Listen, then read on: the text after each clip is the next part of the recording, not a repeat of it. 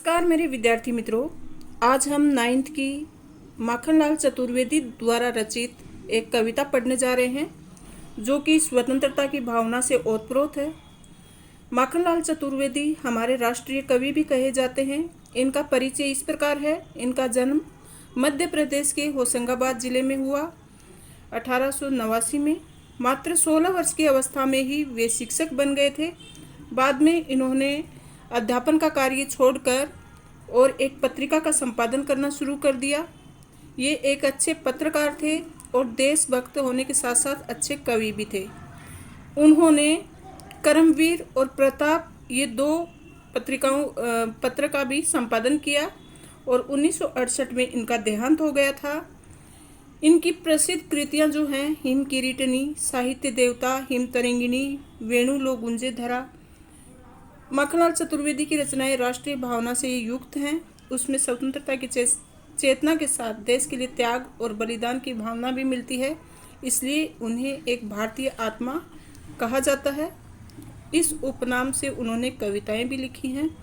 वे एक अच्छे कार्यकर्ता थे। उन्होंने भक्ति, प्रेम और प्रकृति संबंधी कविताएं लिखी हैं।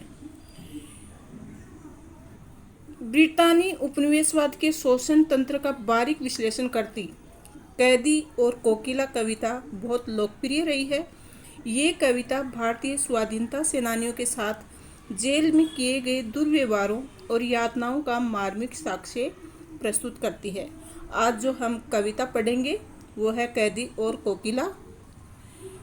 इस कविता के माध्यम से हम ये जानेंगे कि किस तरह से हमारे स्वतंत्रता सेनानी थे, जिनकी बदौलत आज हम आज़ादी में खुली सांस ले रहे हैं, जिनकी बदौलत हम स्वतंत्र हैं। उनकी जेल में किस तरह से बुरी दुर्दशा हुई थी, कितनी यातनाएं उन्होंने भोगी थी, इन सब का मार्मिक चित्रण इस कविता के माध्यम से कवि ने रोचक शब्दों से दर्शाया है। संबोधन शैली में ये कविता लिखी गई है। कवि जेल में एकाकी और उदास है। कोकिला से अपने मन का दुख, असंतोष और ब्रिटानी शासन के प्रति अपने आक्रोश को व्यक्त करते हुए कहते हैं कि यह समय मधुर गीत गाने का नहीं बल्कि मुक्ति का गीत सुनाने का है।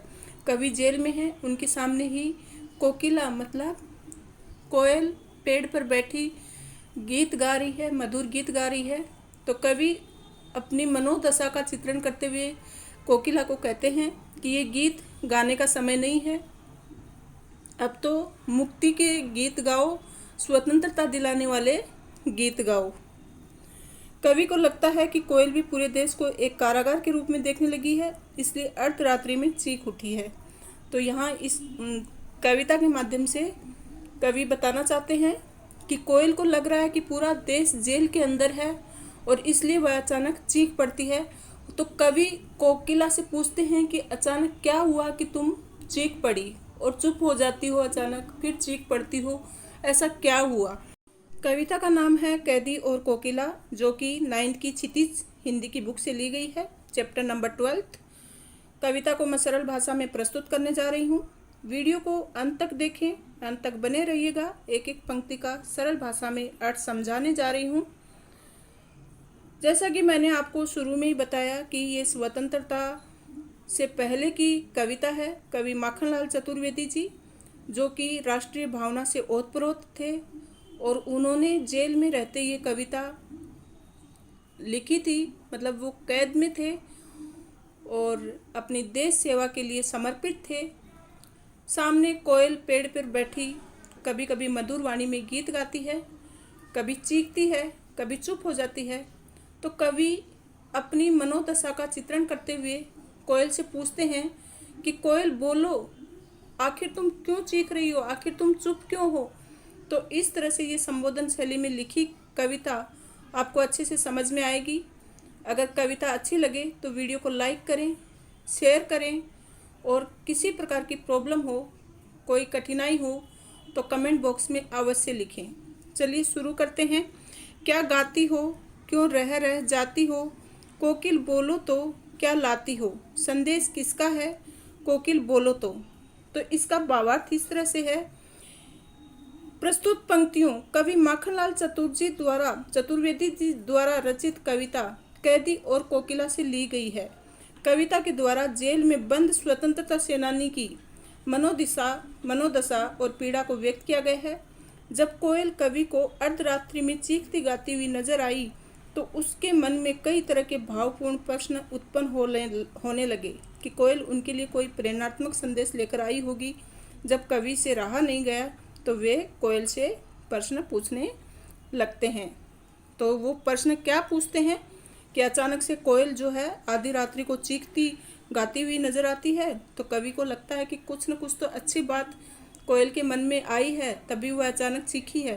तो वो पूछते हैं कि आखिर बताओ क्या गा रही हो, क्यों चीख रही हो, क्या हमारे लिए कुछ अच्छी खबर लेकर आई हो। क्या पूछते हैं, कोकिल तुम क्या गा रही हो, आखिर गाते गाते बीच में चुप क्यों हो जाती हो, क्यों रह जाती हो, कोकिल बोलो तो कोयल तुम बताओ तुम क्या गा रही हो, बीच बीच में चुप क्यों हो रही हो, क्या लाती हो, संदेश किसका है, मुझे ये बताओ कि तुम मेरे लिए क्या संदेश लेकर आई हो और बताओ कि किसका संदेश है।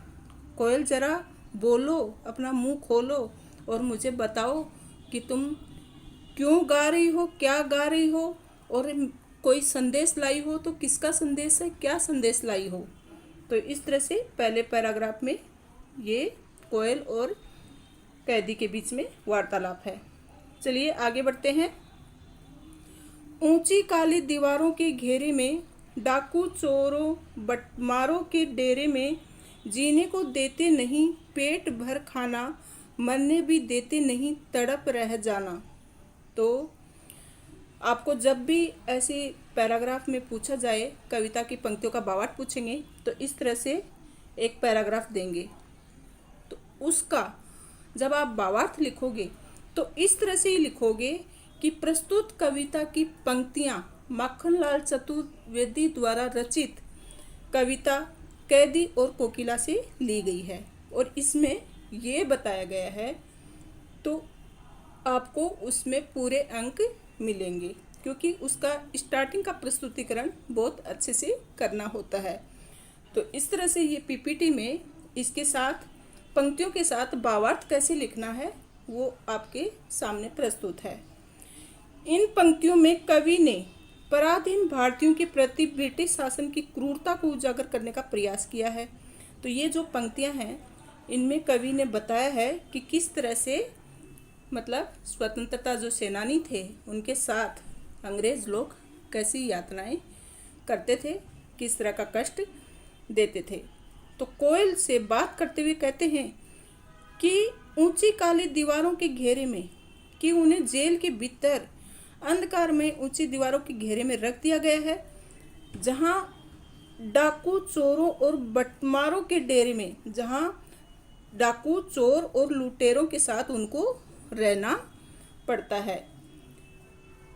जीने को देते नहीं पेट भर खाना, तो न तो जीने देते हैं ढंग से, पेट भर खाना भी नसीब नहीं होता है, और न ही मरने भी देते नहीं तड़प रह जाना, और न ही मरने की छूट देते हैं, इसलिए तड़प तड़प कर जीना पड़ता है। जीवन पर अब दिन रात कड़ा पहरा है, शासन है या तम का प्रभाव गहरा है। तो कवि कहते हैं कि जख्मी शरीर को तड़पता हुआ छोड़ देना ही शासन का उद्देश्य है। शायद कैदियों की स्वतंत्रता छीनकर रात दिन उनके ऊपर पहरा लगा दिया गया है। तम मतलब अंधेरा, तो अंधेरा ही अंधेरा है यहाँ पर। हिमकर निराश कर चला रात भी काली, इस समय काली माँ मई जगी क्यों आली। आली मतलब सखी और हिमकर मतलब चंद्रमा। तो ये शब्दों के अर्थ आप ध्यान रखें, क्योंकि शब्दों के अर्थ नहीं पता होंगे तो आप भावार्थ कैसे लिखोगे। तो कहते हैं कि जो चंद्रमा है वह भी निराश करके चला गया है, क्योंकि पूरी रात एकदम काली हो गई है और अंधेरा ही अंधेरा नज़र आ रहा है। और इस समय काली माँ मतलब कोयल को कहते हैं कि काली माँ तुम क्यों जगी हुई हो। ऐसे समय में चंद्रमा भी हमारा साथ नहीं दे रहे, वो भी हमें निराश करके चले गए, तो तुम इस आधी रात को तुम क्यों जगी हुई हो, हे सखी तुम क्यों जगी हुई हो। तो आगे देखो, क्यों हुक पड़ी वेदना बोझ वाली सी, कोकिल बोलो तो क्या लूटा मृदुल वैभव की रखवाली सी, कोकिल बोलो तो फिर से आपको बताना चाहती हूँ कि भावार्थ लिखोगे। मान लो ये पंक्तियाँ आ गई कि इनका सप्रसंग भावार्थ लिखो, तो आपको ऐसे ही शुरुआत करना है कि प्रस्तुत पंक्तियाँ कवि माखनलाल चतुर्वेदी जी द्वारा रचित कविता कैदी और कोकिला से ली गई हैं। जेल में कैद भारतीयों की वेदनाओं का एहसास कोयल को भी था। शायद इसलिए कोयल की आवाज़ में कवि ने दर्द महसूस किया।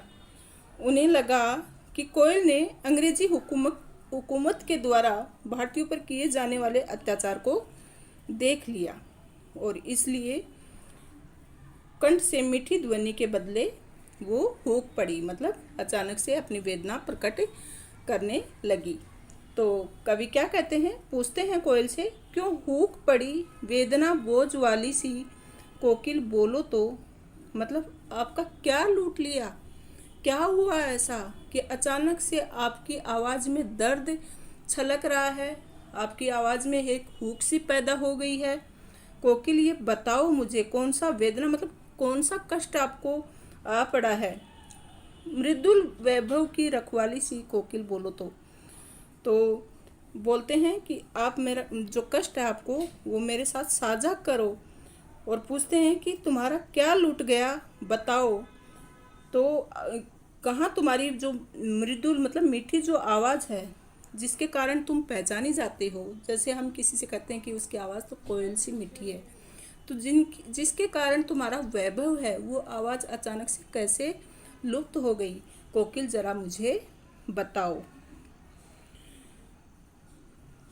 फिर आगे देखो, क्या हुई पाउली अर्धरात्रि को चीखी, कोकिल बोलो तो किस दावा नल की ज्वालाएं हैं दिखी, कोकिल बोलो तो तुम अचानक से तुम्हें कौन से संकट ने तुम्हें घेर लिया है,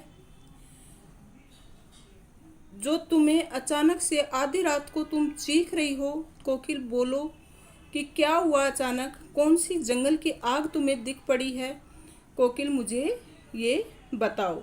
की पंक्तियों में कवि कहते हैं, क्या देख न सकती जंजीरों का गहना, हथकड़ियाँ क्यों ये ब्रिटिश राज का गहना, कोल्लू का चर्रक चूं जीवन की तान, मिट्टी पर अंगुलियों ने लिखे गान। तो इन पंक्तियों में कवि को अचानक से ये अनुभव होता है कि कोयल को शायद वह जंजीरों में जकड़ा हुआ है, इसके लिए कोयल कवि को देखकर चीख पड़ती है।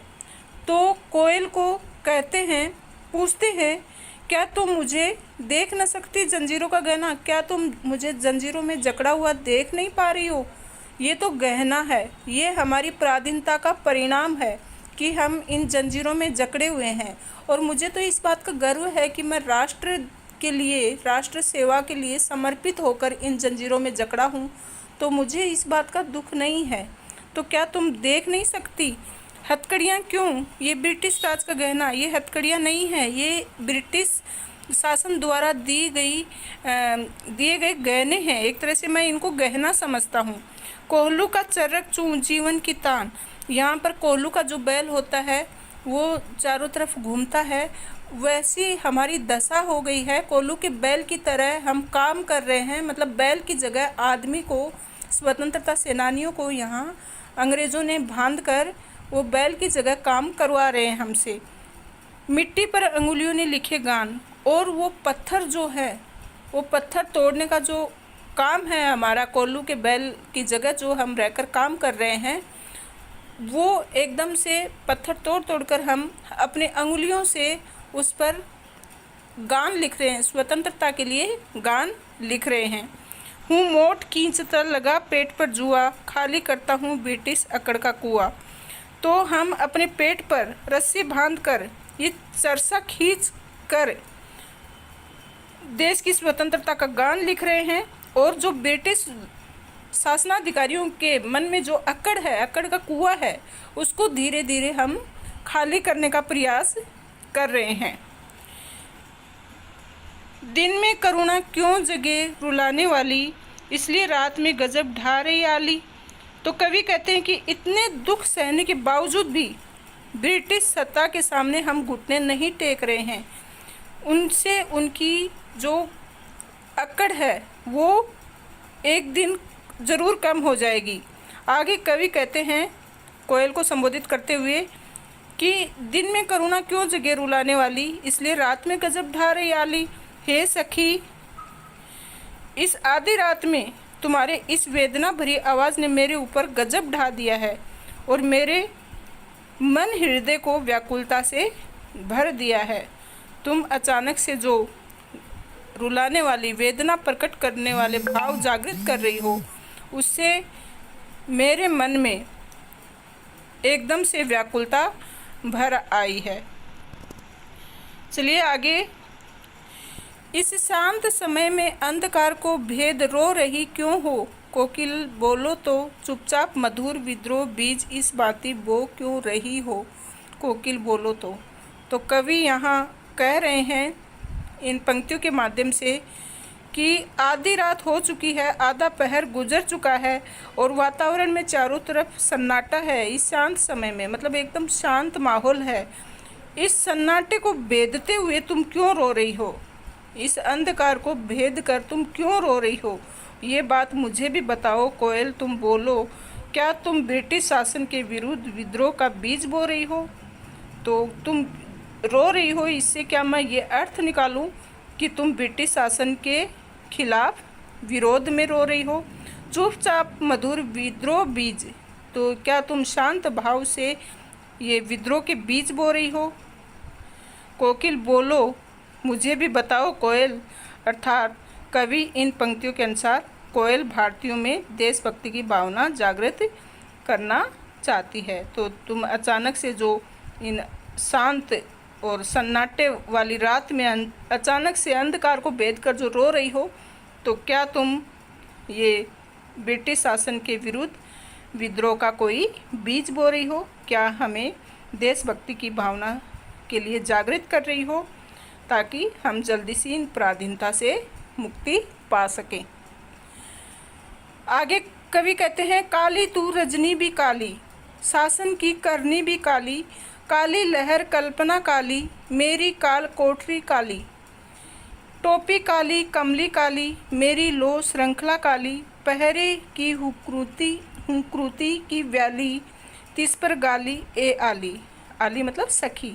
तो यहाँ सखी मानते हुए कोयल को और संबोधित करते हुए कहते हैं कि हमारे जीवन में सब कुछ दुख रूपी काली ही काली है। मतलब काला रंग जो होता है वो दुख का प्रतीक होता है, तो सब कुछ काला ही काला है। क्या क्या काला है? काली तू रजनी भी काली, तू भी काली है, और ये जो रात है, रजनी मतलब रात, ये दुखों की रात भी काली है। शासन की करनी भी काली, साथ में जो शासन के कार्य हैं, इरादे हैं, वो भी काले हैं, वो नेक नहीं है।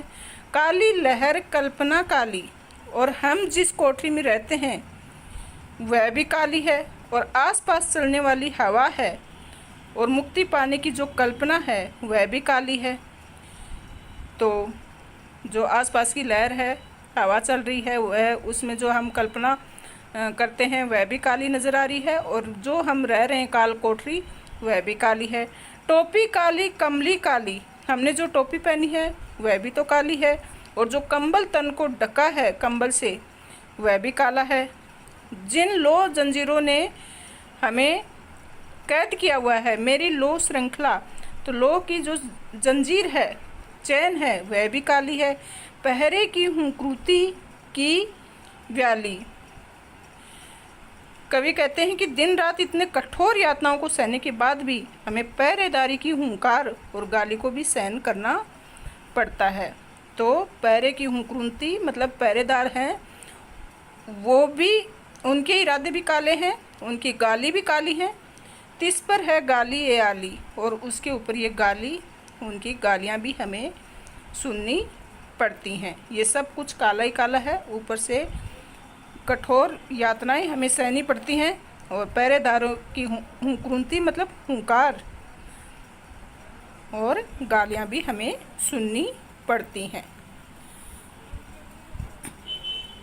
आगे की पंक्तियों में, इस काले संकट सागर पर मरने की मदमाती, कोकिल बोलो तो अपने चमकीले गीतों को क्यों कर हो तैराती, कोकिल बोलो तो कवि इन पंक्तियों के माध्यम से कोयल को संबोधित करते हुए क्या कहते हैं कि इस काले संकट सागर पर मरने की मदबाती, तुम स्वतंत्र होने के बाद भी आधी रात में संकट रूपी कारागार के आसपास क्यों मंडरा रही हो और अपनी मदमस्त ध्वनि में स्वतंत्रता की भावना जागृत करने वाले गीत क्यों गा रही हो। तो इस काले संकट सागर मतलब जो संकट रूपी जो कारागार है, इसके चारों तरफ यहाँ पर मतलब लोग मरते ही हैं, उस पर तुम मदमस्त होकर इस आधी रात में इसके आसपास मंडरा रही हो, इस जेल के आसपास, और मदमस्त ध्वनि में स्वतंत्रता की भावना जागृत करने वाले गीत तुम गा रही हो। अपने चमकीले गीतों को क्यों कर हो तैराती, और अपने अच्छे अच्छे गीत गाकर हमें जागृत कर रही हो। क्यों ऐसा कर रही हो कोकिल, ज़रा हमें बताओ। तुझे किसी हरियाली डाली, मुझे नसीब कोठरी काली। देखो कोयल, तुम्हें तो हरियाली डाली मिली हुई है, तुम तो हरे भरे पेड़ पर विराजमान हो, और मेरा नसीब देखो, मैं इस कोठरी काली कोठरी में कैद हूँ। तेरा नभ भर में संचार, मेरा 10 फुट का संसार। तो जो काल कोठरी है वो मात्र 10 फुट की है, और तुम तो नभ भर मतलब पूरे आकाश भर में संचार कर सकती हो, घूम सकती हो। तेरे गीत कहावे वाह, रोना भी है मुझे गुनाह। और तू जो गीत गाती है उस पर सब लोग वाह वाह करते हैं, और मेरा तो रोना भी गुनाह हो जाता है। तो मैं थोड़ा भी रोता हूँ, चीखता रोता हूँ, तो मेरे तो कोई आंसू भी पूछने नहीं आता, और मेरा रोना मानो कोई गुनाह है, तो मेरे साथ ये हो रहा है। देख विषमता तेरी मेरी, बजा रही तीस पर रणबेरी। ये तेरी और मेरी परिस्थितियाँ एकदम अलग हैं। मैं तुमसे जानना चाहता हूँ, तुम युद्ध का गीत क्यों गा रही हो? तुम तो आज़ाद हो, मुझे भी बताओ कोयल।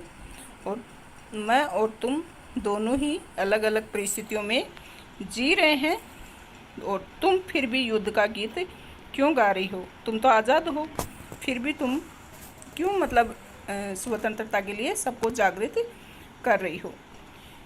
इस हुक्रुंती पर अपनी कृति से कहो क्या कर दूं? कोकिल बोलो तो मोहन के वृत्त पर प्राणी के आंसू किसमें भर दूं?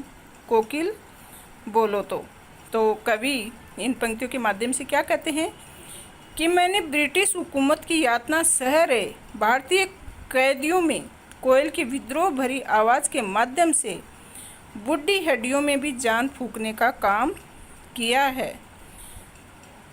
तो अपनी इस रचना के माध्यम से जो बूढ़े लोग हैं, कैद हैं, उनमें भी स्वतंत्रता की भावना भरी है कोयल की विद्रोह भरी आवाज़ के माध्यम से, अर्थात जिसे सुनकर कैदी कुछ भी कर गुजरने के लिए तैयार हो सकते हैं। कोयल बोलो मैं क्या करूं, तुम ही बताओ। मोहन के वृत्त पर, मोहन मतलब गांधी जी, तो गांधी जी के स्वतंत्रता अभियान की खातिर अपने प्राणों को न्यौछावर कर दूं? अपने कलम से कैसे क्रांति लाने को तत्पर हूँ। कोयल बोलो प्राणों का आंसू किसमें भर दूं?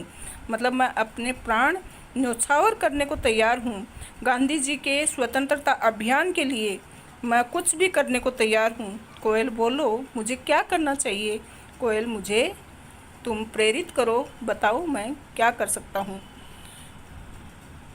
धन्यवाद मेरे विद्यार्थी मित्रों, आपको अच्छे से समझ में आई होगी ये कविता। फिर भी किसी प्रकार का डाउट है तो आप कमेंट बॉक्स में लिख सकते हैं। वीडियो को अधिक से अधिक शेयर करें, लाइक करें और कमेंट करें। Thank you.